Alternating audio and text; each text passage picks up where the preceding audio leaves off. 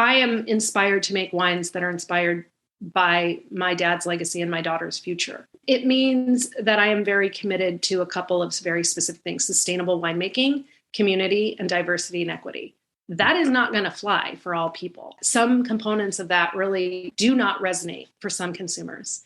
And so you have to be willing to accept that if you're going to state what your values and your commitments are, and then you're going to do something about it, it's just not going to work for everybody. Right. And I think that's okay. It's about knowing who your target audience is.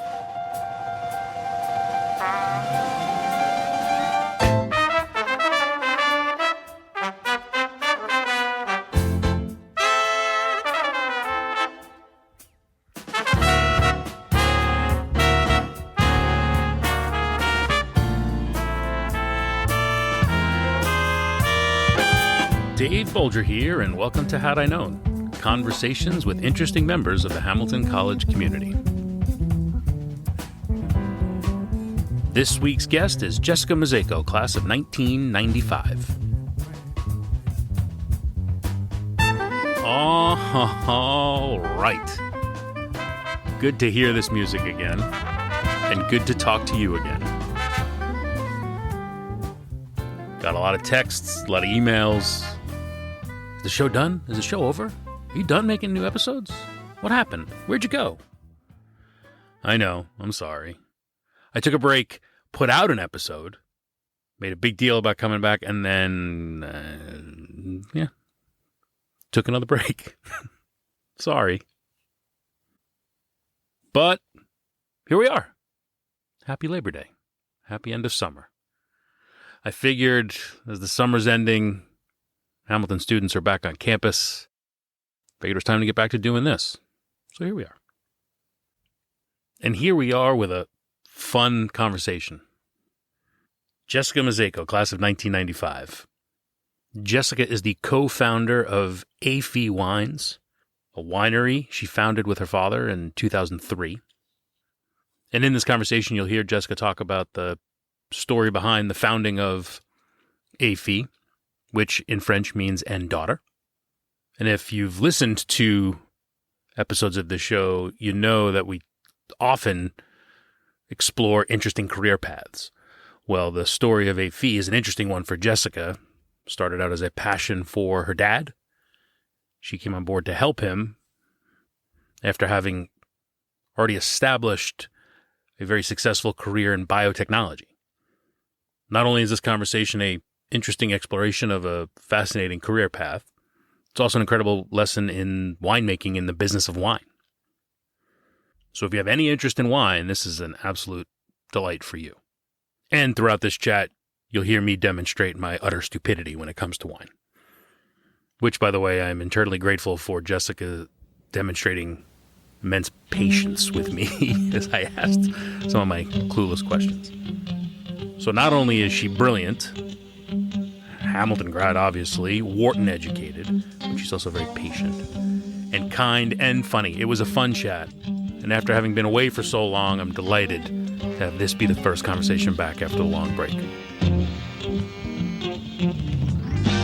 Good to see you. Good to see you. Thank you for doing this. Of course. It's a pleasure to finally meet you. Pleasure to meet you. Thank you for doing this, and thank you for your patience in getting this scheduled. I much appreciate it. I totally get it, especially when it sounds to me like this is your for fun project. That is true. Yes, I do have a day job. It started as a for fun project, in the early days of the pandemic, never expecting it to last this long or get to where it was. And now I feel like I can't stop. Yeah. And now we're not going to let you quit because these are so interesting and fun that nobody will let you. Well, I appreciate that. Well, I'm so happy to talk to you. I have no idea what to expect. I don't know what you're going to be asking me. I listened to a couple to get prepped, and then I felt completely inferior. And I was like, oh, he's going to talk to me. He's used to talking to all these important CEOs. Not at all. No, you have an incredible story. It's about interesting people, interesting members of the Hamilton community, and you have a very interesting story. And I will confess ahead of time before we start to get into wine conversation, I don't know the first thing about wine. I enjoy it, but I feel inferior to you because I'm going to sound like a complete idiot in some questions I'm There's likely to ask. no, so the funny thing about wine is that everybody either thinks they're an expert or they know nothing. And the bottom line is it's all subjective and it's all Right. about what you prefer. So there's no Right. prior knowledge ever There you go. required. There you go. Well, I definitely want to hear the story of how you got to where you are, but let's start with what the central theme of this podcast, which is Hamilton College. How did you end up at Hamilton? I ended up at Hamilton in a very random way. I grew up here in Oregon, Yeah. and I knew I wanted a small liberal arts school, and they mostly happened to be on the East Coast. So frankly, I had never been to any of these schools. I didn't know anyone that had been to any of these schools. So my very sophisticated methodology was that my dad had bought, we had one of the first Macintosh computers. This is obviously a long time ago. We had one of the first Macintosh computers, and I had a hard disk. It wasn't a floppy disk, a hard disk. Find your perfect college. And so you fill out this survey, and every time I filled it out, Hamilton College and Lafayette College both came up. Huh. And then I triangulated that with the other sophisticated methodology of looking at the US News and World Report small colleges list. And I looked at the top 25 and I'm like, yeah, sure, any of those will do. Didn't know that they have different, personality types and whatnot. So I wrote away for the brochures and applied without ever having gone to look. I didn't go to Hamilton until after I was accepted, and I did an accepted college tour, so to speak, with my parents. So I would say I ended up at Hamilton. And then when we drove up to Hamilton, we had been all around the East Coast. Yeah. And when I drove up, there was a rugby game breaking up. Snow was gently falling, ivy covered buildings. It was so beautiful. And that's exactly what I pictured college to look like. Not thinking snow is falling in the middle of and so, it just had that bucolic feel to it. But the bottom line is I got really lucky. And I think that I happened to find a college that was a great fit for me, despite having really no real planning. Huh. In a world of BuzzFeed, what kind of Disney princess are you quizzes, it doesn't sound surprising that there was what's the perfect college for you, but at the time what you're talking about, that's actually quite unique. That's pretty incredible. I'm sure we'll find out Hamilton paid a lot of money to be the answer to every answer to the question, but Well, and then but I remember that it required that you knew yourself more than I certainly knew myself at age 18, because it asked, do you feel more comfortable in a small town, in a large city, in a this? Do you feel, it sort of led you down the garden path. Yeah, interesting. Yeah, and how do you know that at that age, right? Right. I don't know. I only knew what I had known growing up here in Oregon. Right. Well, as a rugby player, and rugby comes up a lot in these conversations, I'm happy to hear that rugby played a role in convincing you to attend. So you've come literally across the country from one corner to the other. Was it what you hoped for? Or what was the experience like for you? I loved it, but let me tell you about the first day. So when you arrive for orientation, I went with my roommate to. They had a barbecue or something. Mm-hmm. I went to a barbecue and she knew a bunch of people and she was from New Jersey and she was talking to a bunch of people and they kept saying, oh, no, I know you from the vineyard. And I said, oh, that's great. I didn't even know there was a big wine country out here. It's so great that they have vineyards out here. So I knew nothing. All I knew is that I had to go home for Thanksgiving. And I told my mom, that coat that we got as a warm winter coat, it's not warm enough. We have to get something. And this is, of course, before the internet. So I don't even know how I think we did a mail order LL Bean or something to get the warmest coat we could. There's a different cold. Yeah. And I grew up in the Northeast and it was a different cold to me as well. Mm. What kept you busy when you were on campus?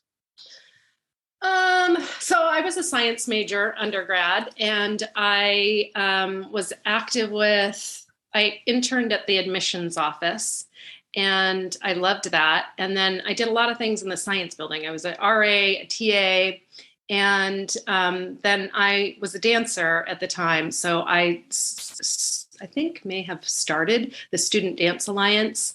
Um, and then, you know what? I got to tell you, I found a way to go out every single night. There was always a thing. Tuesday night was at AD, Wednesday night was at the Village Tavern, Thursday night was at Sayu. I mean, it was a different thing every night. Yeah, yeah. Well, it's you taking advantage of all that the school has to offer, right? That's good. That's often one of the regrets people mention is that not doing, taking advantage of those things. So Oh, good really? for you. Yeah. Oh, yeah. And so you mentioned science, and I know that was the start of your career. Yes. Talk about sort of the plan from Hamilton into what you first got yourself into. Yeah. So, I mean, I always assumed I would go on in research in science. During my senior year, I was conducting my own research for my thesis, and I realized I was spending a lot of time in the dark with little white mice.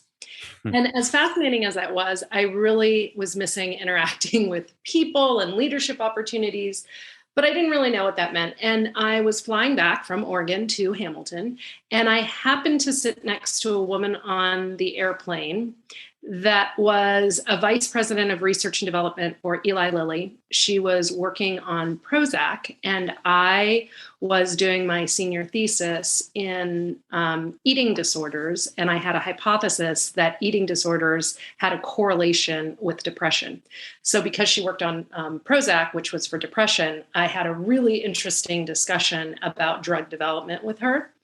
And from that moment, I decided I wanted to go on the business side of healthcare, and I really had no idea what that meant. Ultimately, it probably had something to do with drug development, but I really didn't know what any of that was. So I went into consulting. My first job out of Hamilton was for Anderson Consulting, now Accenture, and worked kind of as a generalist, but I wasn't able to specialize in the pharmaceutical practice as much as I would have liked. So ultimately, I left there and went to a small boutique strategy consulting firm for pharmaceutical biotech and medical devices. So really on the business side and the product side of healthcare. And from there, I went on to get my MBA at Wharton. And by the time I went there, I knew that I wanted to specialize in biotechnology, product development, marketing, and sales. So I went to Genentech for my internship between the 2 years of school, and then went back. And so worked in marketing and sales and product development.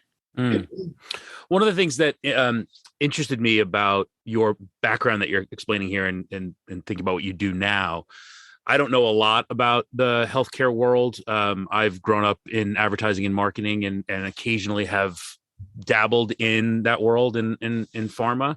And it always struck me, one, the incredible patience you need to have of how long it can take to develop a drug and then go through all of the work and then it may not end up getting approval and never happen.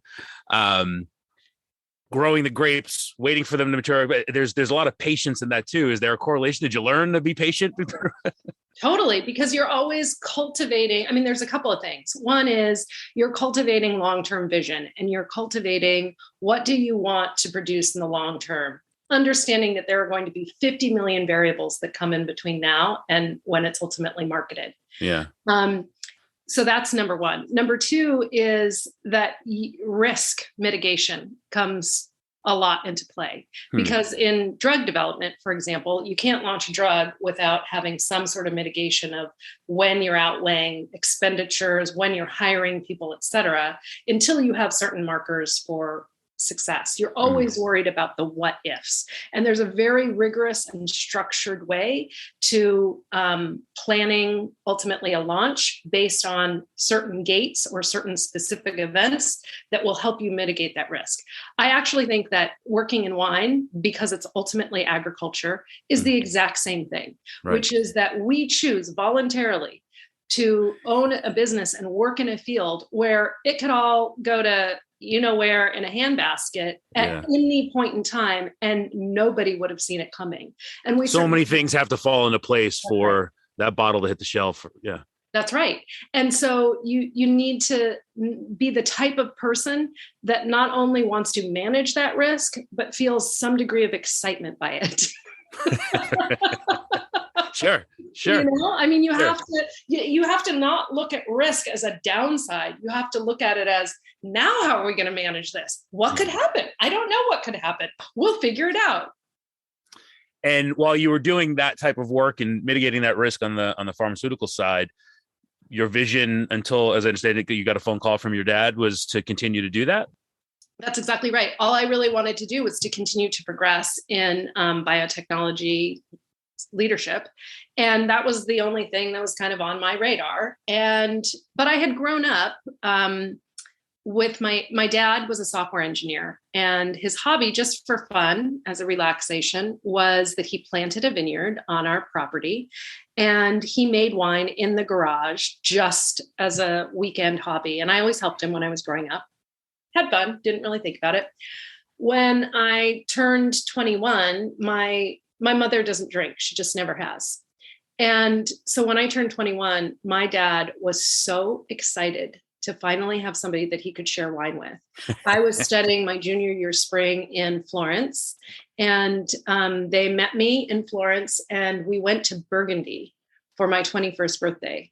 And if you were not a wine lover before that moment, there is no way you could spend your 21st birthday in Burgundy and not be a wine lover after that. And it just was wonderful because my dad and I, wine was just it was something we had in common. It's what we shared over dinner. It was just us that enjoyed it together. We enjoyed learning and tasting together.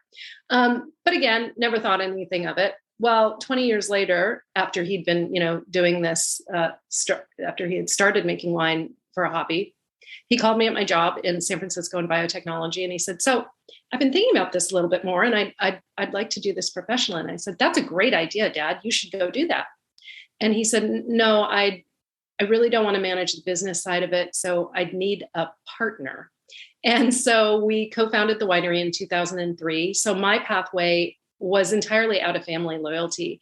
I never thought about wine as a career in any way, shape, or form. It's just, I thought if I didn't say yes, he might not do it. And I wanted him to do it. I thought it was so important for him. Wow. And so that's why I agreed to do it. Meanwhile, I kept my biotech job for another 5 years. Mitigating risk. Yes, exactly. But the reason I quit the biotech job was because, so we started really small. We literally started, we each put in $10,000 and said, this will get us through the first year. Now, we'd never bought land. We never bought a winery facility. We started really small. And so we had enough money to pay for grapes for the first year, just a little bit of grapes, and pay for, maybe we had a couple of barrels, and we made a tiny amount of wine. And then any revenue that we got, we plowed into the next year, and we just slowly grew it from there. But the reason the kick in the pants of what made me finally let go of the biotech job was that when I write tasting notes, I write them, these wines, when we get ready to release them, they're like personalities. They're my babies. And so each one has a very different personality. So rather than write detailed tasting notes, like this has a nose of Loganberry and Cassis, if you've never had Loganberry, you don't know what I'm talking about. And so I personally find that wine notes can be a little bit pedantic and not relatable because all of our palates are all individual. Your palate is different from mine because you've had different life experiences than I have. So what you smell and what you taste is your ability to discern those things are based on your experiences. Sure. So anyway, so when I write tasting notes, they kind of take on personality. So a lot of times I write them and I compare them either to a brand. As an advertising guy, you would appreciate this. I compare it to a brand or a personality. One year I had compared that wine, a particular wine, to Cameron Diaz because it was lively, spirited, prettier than the girl next door, but accessible. And so Cameron Diaz's mother saw that and bought a case of wine. But I was so busy flying around the country launching a drug that I forgot to send her wine for like a month. And finally I realized, wait a second, I forgot to send her the wine. And also we just had this feature article written about us in Wine Spectator. Opportunities like this are going to pass us by unless we're there to recognize them. And so the next day I went in and resigned my job in biotech and moved to Oregon. Wow, that's incredible. That's absolutely incredible. Did you, when you first got into it and said yes to your dad, did you appreciate and fully grasp what you were getting yourself into, and just what you talked about before of all of the factors that are involved making wine? And No, I was so naive. So, as any good Wharton MBA would do, I built a model. And then the model kept saying we weren't going to break even for so long that I kept assuming, there's something wrong with the model. I don't know what's wrong with it. Let's just do it anyway. So, no, I had no idea what I was doing. And it wasn't, in fact, and so from 2003 to 2008, when we started the winery in 2003, 2008 is when I moved up here. I would fly up for harvest and I would fly up for events, but I really had no idea the day-to-day operations of it until I moved here. In 2008, when I moved up here, it was a very humbling experience. It was my first year working a real harvest.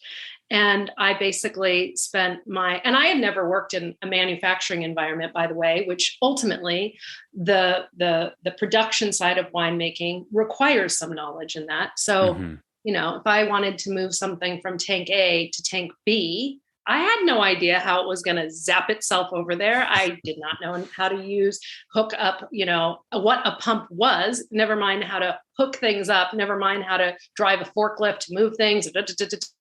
So I basically spent a lot of time feeling completely clueless, feeling like my background had not prepared me in any way, shape, or form. And I just felt really mystified. And cold and wet, because in winemaking, you're always wet and cleaning things and cold. So it was a rude awakening. But certainly there was some level of early success, because if you were still hanging on to your other career, but already being featured in Wine Spectator and having a recognizable star, at least the family members looking for wine, you were a known entity. So did you feel early on that you were onto something here, that you knew this was going to be viable? A little bit. When we started the winery, we were about the 150th winery in Oregon. So it was still the wine industry, just to put it in context, in Oregon has been around for about 55 years. We're talking about 19 years ago. So the wine industry was well established. There were industry pioneers well before we got in that had paved the way, but it was still small enough that if you made good wine, if you had a decent story, there was still, some room for that. P.S. Now, 19 years later, there are 954 wineries in Oregon. So we're talking about an industry that has experienced unprecedented and completely rapid growth. So this is where the marketing guy in me comes in to ask this question, which is over 950 wineries in your region. Then you add that to all the other regions in the country that are winemaking regions, and then in the world, as a consumer who walks into their local store to try and figure out what to buy, how do you break through all that noise? Okay, so let me answer that in a couple of different levels. The first is that differentiating from other wineries is very important, which I think is really what your question is. Yeah, I guess so, yeah. But bigger than that, from my perspective, is growing the region. And the reason that I say that is, let me put Oregon wines in context. For those that know nothing about wines, domestically within the United States, there are many different wine growing regions. Oregon, it contains the Willamette Valley, which is the lion's share of what comes from Oregon. It's predominantly, we're known for Willamette Valley Pinot Noir. That's not all we produce, but that is really what we have built our reputation on. Oregon produces only 1.5% of wine that is produced domestically. So it's only 1.5%. It's a tiny slice. So what matters more is how we grow the reputation of our region. And that is how we grow the overall pie before we start worrying about how we divide up the pie. And I will just say, for a moment that Oregon as a region, we are over delivering for our size. We are tiny.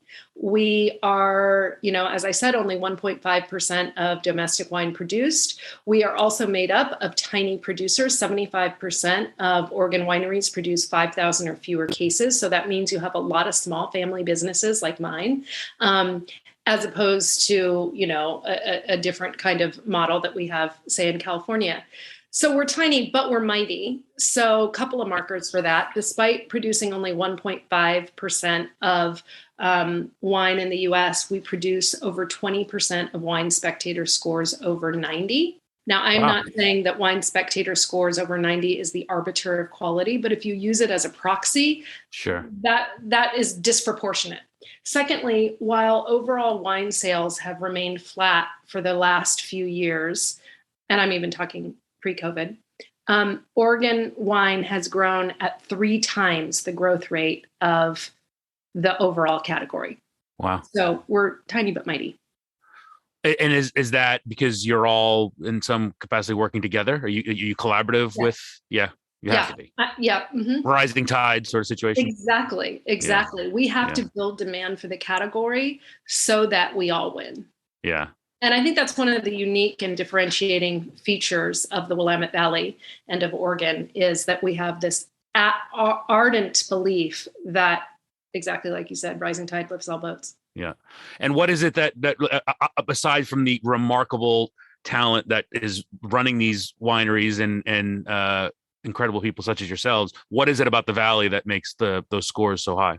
I think there's a couple things. One is that there is an overall shift right now that over the course of the past few years, what has been selling well is premium wines.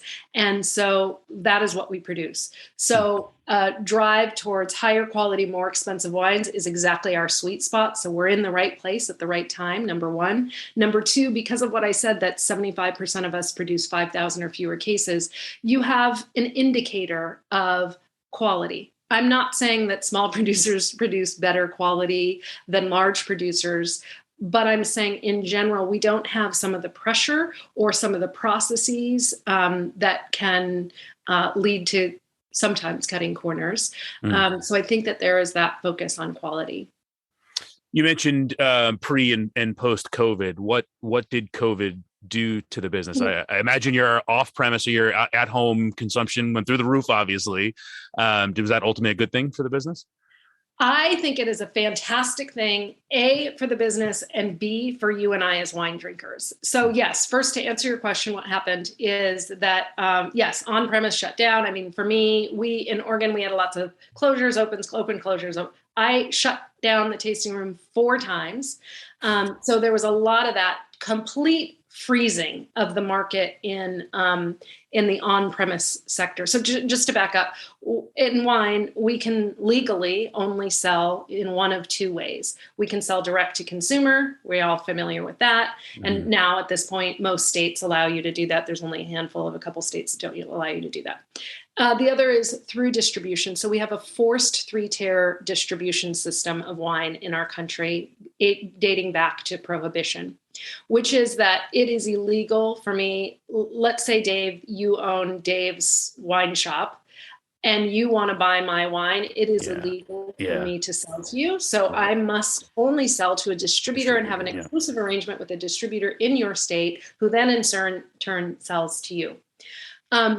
COVID, of course, upended that whole system. And so we as consumers started buying wine direct to consumer much more, which I think has been a fabulous thing. And I'm curious, because I know you lead DTC sales, if this is true in your industry as well. But why I think it's relevant for us as wine drinkers is, number one, when you have distribution being your arbiter of making your decisions and being your gatekeeper for you, you have less selection. And that is accentuated by the fact that as a winery, I can only release into distribution that which I have enough to feed the beast. So I do not release all of my high quality, low production wines. I only release one product to them, none of the rest. So as a consumer, you have more choice. Secondly, I think there's been a growing trend of consumers now demand to know a little bit more about any business that they support. They want to know, what are your values and what are you doing about it? And it is impossible Mm-hmm. to know that when you walk into a grocery store and are looking at a wall of wine. Yeah. You have no idea who really owns it, what big conglomerate is behind that, who knows what they're donating to in terms of charity. Whereas you have much more clear transparency when we buy direct to consumer. So, I mean, I think that a good model is that to look at retail for wine. I think wine should. I look at retail and say, if a company like Allbirds or Casper mattresses or Harry's razor blades, if companies like that are able to exist and provide a solution direct to the consumer that wants that solution, you're cutting out a lot of inefficiency in the marketplace. And I think that is a model that we as consumers can think about. If we started ordering wine direct to consumer during COVID, keep doing it, because in that way, it's more efficient to the marketplace. You get exactly what you want, and you have transparency into how that winery is running their business. Yeah, it's so interesting. Because of the complexities that you mentioned with alcohol in this country, we've been trained in consumers, depending on where you live, to not even realize that you can do that or expect to be able to do that. So for so many people, the idea of being able to get something delivered to their door was unthinkable in so many ways. Yeah. I want to go back to something you asked about. Well, actually, two things that you had asked about. The first is you asked about how COVID affected the business, and I told you about the shift to DTC. Yep. But, nothing ever happens in a vacuum. And so what was happening at the same time as COVID is that we had a lot of tariffs on European wines, French wines specifically. So as you may recall, we had a 25% tariff, and then that went it was going up to another 25%. So French wine became very expensive to procure in this country. Then came supply constraints, and French wine became very expensive and very slow to get here. So if you were a distributor, all of a sudden you're scrambling for domestic brands. And if you're scrambling for domestic brands, your Oregon is very well poised because we make Pinot Noir. We make sort of a more delicate style. We make Chardonnay. We make Pinot Noir. We make Rosé. We make sparkling wines. And those are kind of the things that we're most known for. And so the demand for Oregon wine went up right after COVID through the distribution channel. So that's an interesting component. It was a swing that, look, you never could have predicted what was going to happen to your business because of COVID. Then you never could have imagined what was going to happen because of supply constraints. So it's sort of it was almost several factors happening at once. That's interesting. I also want to go back to your question about how do you differentiate, because I never really did that. Sure. The short version is, I think that you are authentic. I think that if you authentically tell your story, if you A, have a story, and B, tell it authentically, there are consumers out there that will care. Yeah. And I just think that it's about being as honest about your story and as transparent as you want to be. So let me give you an example. For me at Et Fille means and daughter, and it's named that, as you know, because my father and I started the winery together. And so our story is very clearly about family. It's how we started, why we make wine, and what we hope accompanies our wines once they leave us. Mm-hmm. So that is the bond that we have with our consumers, is that family bond. Mm-hmm. But one of the things that so that story is not going to resonate to everybody, but it sometimes brings up a sense of either nostalgia for people about relationships maybe they had with their dad or with their daughter or what have you. And so it resonates with some. It's not going to resonate with all. But another example is that one of the things that I have been very clear about is that we're rooted in our legacy of my dad and I starting this business together, but we're very focused on the future. And when I say focused on the future, I am inspired to make wines that are inspired by my dad's legacy and my daughter's future. And as a winery, that's really important because we're dependent on land. and seasons and our community. And it's our responsibility to leave things in a better place for my daughter's generation. And so what does that mean? It means that I am very committed to a couple of very specific things: sustainable winemaking, community, and diversity and equity. That is not going to fly for all people. I will tell you that that some components of that really do not resonate for some consumers. And if I seem outspoken on those, I've had some consumers leave. And so you have to be willing to accept that if you're going to state what your values and your commitments are, and then you're going to do something about it, it's just not going to work for everybody. Right. And I think that's okay. It's about knowing who your target audience is and, Yeah. And the moment you try to be something for everyone, you become something for no one. And then you completely fail. Yeah. Yep.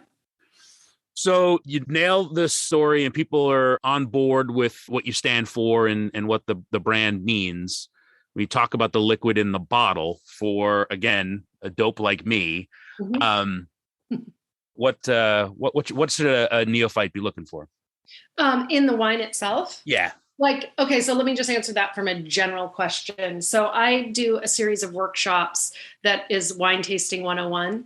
And so it's meant to be, if somebody, so the perfect person for my workshops is somebody that says, I don't really know anything about wine. I can tell you if I like it or I don't like it, but I can't tell you anything more. Right.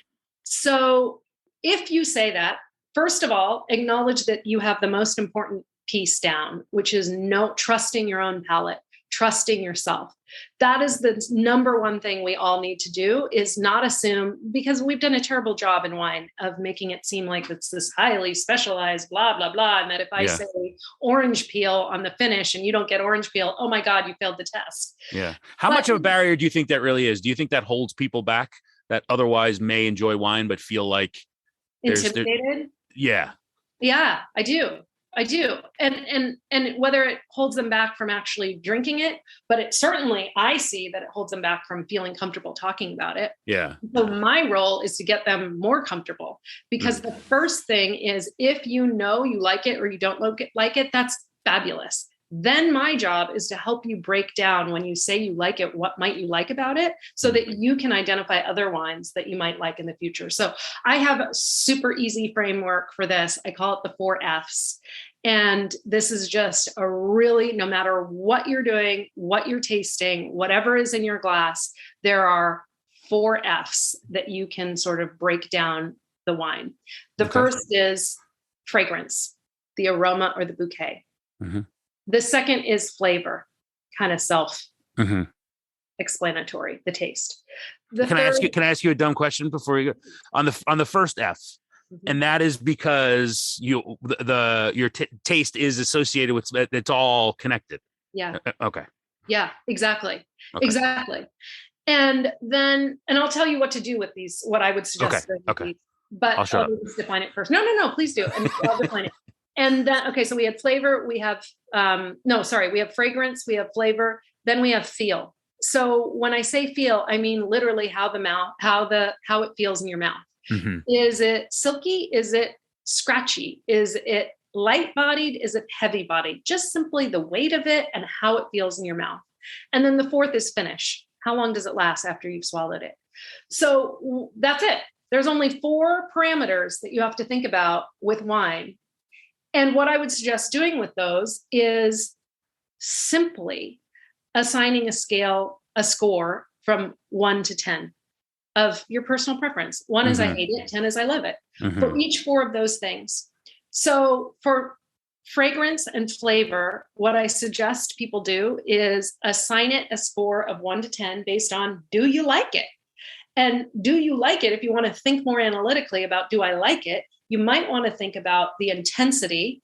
So when I'm smelling it, does it jump out of the glass? Or do I have to swirl it and smell it, swirl it again? No, I still don't get anything. And then also complexity, meaning, do you smell one thing or do you smell a couple different things, a couple Mm-hmm. different layers to it? The more things that you smell or taste, it's probably more complex, but only you can answer the question of whether that's a good thing or a bad thing for you.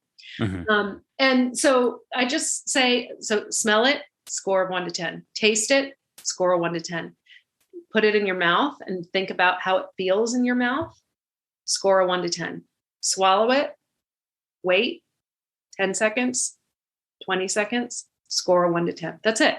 Mm-hmm. And I think if you do that with, over time, you start to identify patterns. You might say, you know what? I really like wines that have a strong aroma. I really am motivated by the aroma of a wine. I need to look for wines that are very aromatic. And it kind of helps us navigate that. That's interesting. Identify the why behind what it is you like in those areas will help you. Yeah. That's interesting. That's it. It's just a way of breaking down I like it, I don't like it into some discrete 4 different components. And if anyone needs a refresher, I do have it on our website. I have a news section and there's a 4 F's description in there. Interesting. We'll link to that in the show notes for sure. And I'll spend some time reading that and getting smart. The main point is to know you already are smart about wine, because if you know that you like something, that's it. Yeah. True. Yeah, that's fair. That's very fair. I would classify myself more as a bourbon guy, but even in that, I can tell you what I like and don't like, but I couldn't really, right. How much oakiness or I don't know. Mm-hmm. But speaking of bourbon, one of the things that goes on in that market is, holding supply to create a supply and demand sort of issue, sometimes for real, sometimes seemingly not so much. All of it playing into a little bit of marketing. Broadly speaking, on the market on wine, where are things going in terms of consumption? Is it up? Is it down? How? Wine overall is a tiny growth rate, a small growth rate in wine. Wine is stealing share from beer. So beer is losing market share. Spirits are the biggest gainer in that. Yeah. And secondly, wine. Yeah. Okay. Interesting. So if you think about your over the course of your career, with the work you're doing now, is there anything you can point back to Hamilton of what you've learned that you apply to your job now? Totally. I think there are a lot of things, but I would break it down into, I would say there are 3 things that we all experienced at Hamilton that helped me. So just to be clear, yes, I run a winery, but I consider myself an entrepreneur because we're a really small winery. So at least this has helped me in entrepreneurial life. The first is that there's an intellectual curiosity that is probably at the core of why all of us chose Hamilton.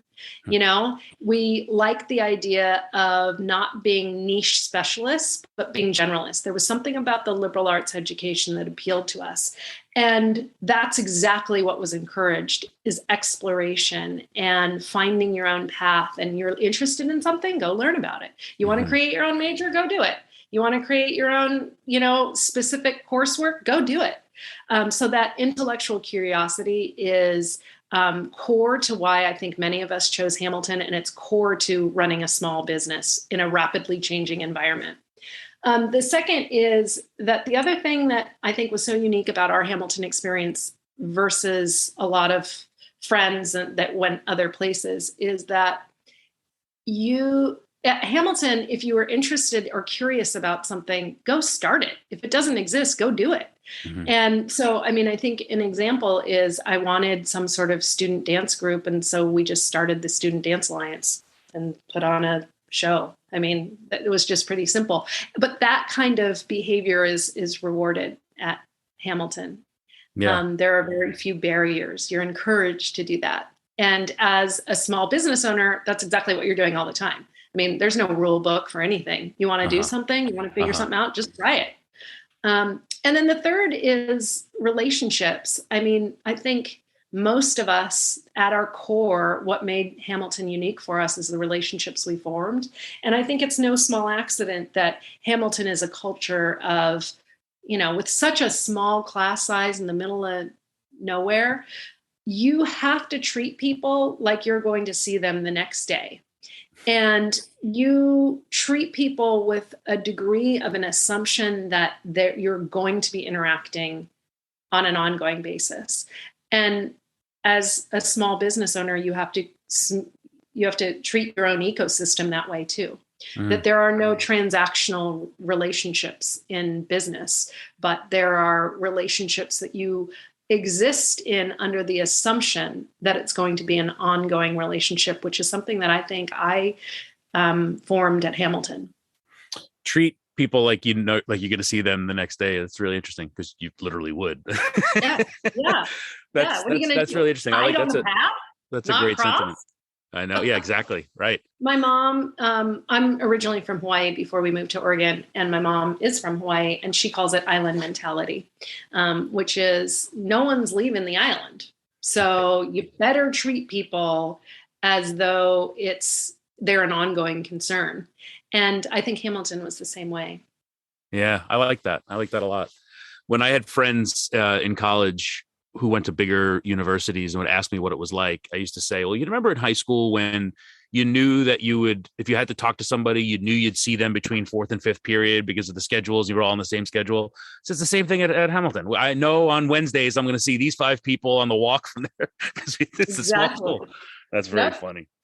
So then as you think back to that snow falling when it shouldn't have been falling and that rugby game breaking up and thinking about all of your success, anything you wish you had known back then? I wish I had known that I had to worry less about the specifics of what I was supposed to know later and just kind of absorb it, because it was all going to be part of the weaving together of a fabric of your experiences that shape how you move forward, whether it's in what field you pursue or the how. That it all matters, but you don't have to know how it matters. That's good. Have a little more faith is what I think I'm saying. I like that. If people want to know more about the winery, go to the website. Yep. We're at www.etfillewines.com, which is spelled ETFILLEWINES.com. And because we are a small business, if you fill out a contact us form, it's coming straight to me. So if you have any questions, let me know. My email's on there. So feel free to reach out with any kinds of questions, even if you're like, hey, I like Pinot Noir. What regions should I be drinking from, or whatever they are? Mm-hmm. Well, obviously we know the answer to that question. That's true. Jessica, maybe I'll have the contact us form go to you, Dave. There you go. Yeah, exactly. I'll be your sales. I can be a sales guy for you. We'll sell some wine together.